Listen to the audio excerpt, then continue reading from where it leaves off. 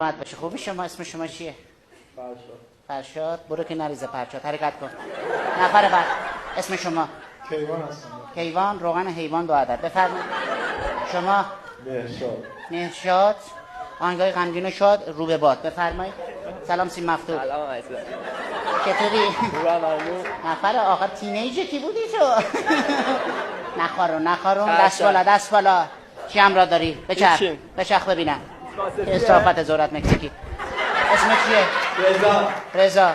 برو اینجا توی همین فضا شمارت هم بذار. ممنون میشه. مرسی. حواس دستا بده بالا. مرسی. خود کارمند بانک کشاورزیه. باجه شماره 4. سلام. دستو بگیر. سر بگیر بالا. اسمت چیه؟ هامون. چه اسمی میذاری رو بچه هامون؟